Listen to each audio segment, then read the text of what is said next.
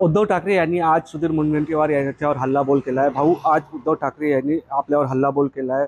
भाऊ बहीण हा ना, याबद्दल आपण जो शब्द बोलला तो सन्मान होता का असा सवाल केला आहे। सुधीर मुनगंटीवारला बुद्धी नसलेला माणूस असं म्हटलं आहे आणि मुनगंटीवार यांच्या मानगुटीवर बसून त्यांना माफी मागायला लावा असं देखील उद्धव ठाकरे म्हणाले आहे। काय सांगा? मला वाटतं देवानी दोन कानं दिली। माझं भाषण ऐकून त्यांनी प्रतिक्रिया दिली असती तर त्याचं स्वागत केलं असतं। पूर्ण भाषण त्यांनी ऐकायला हवं होतं।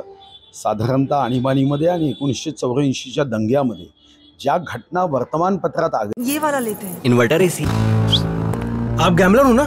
गैम्बलर? जुआ खेलते हो ना? तुम जुआ खेलते हो? अरे नहीं, ये तो कुछ भी बोले जा रहे हैं। इतनी महंगी और नाजुक एसी खरीद कर स्टेबलाइजर नहीं लोगे तो ये जुआ नहीं हुआ तो क्या हुआ? सिर्फ एक फ्लक्चुएशन आपके इन्वर्टर एसी के पार्ट्स को डैमेज कर सकता है। उसे वी गार्ड से सुरक्षित रखिए। V Guard, India's number 1 stabiliser.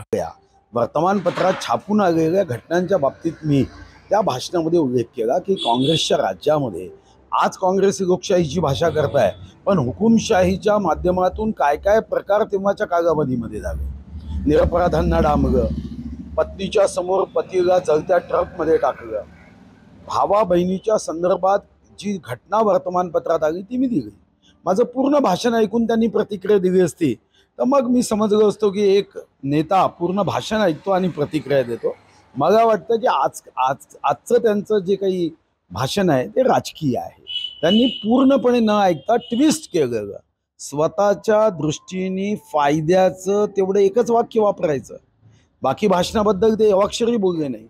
लोकांनी सहन केलं। साऱ्या चॅनल्समध्ये तेव्हा बातम्या आल्या होत्या, तेव्हा वर्तमानपत्रात बातम्या आल्या होत्या आणि आत्ताही यूट्यूबवर गेलात तर अनेक प्रसंग जसेच्या तसे लोकांनी आपबीती वर्णन केली आहे।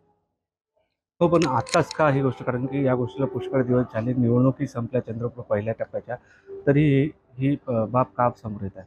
नाही, हे माहीत नाही त्यांना काही राजकीय त्याच्यामध्ये असेल किंवा त्यांना वाटत असेल की बा आता आपल्याकडे कोणतेच मुद्दे शिल्लक राहिले नाही, तर या बाबतीतला मुद्दा न पूर्णपणे ऐकता मुद्दाम अशा पद्धतीने जर आपण उल्लेख केला तर त्याचा काही राजकीय फायदा घेता येईल का असं कदाचित होऊ शकतं।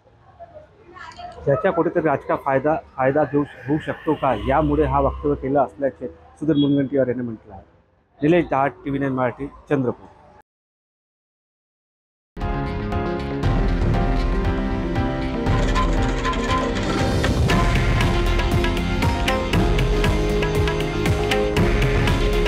हे आहे देशातील नंबर 1 न्यूज नेटवर्क आणि आपण पाहत आहात TV9 मराठी। काळजी तुमची, हित महाराष्ट्राचं।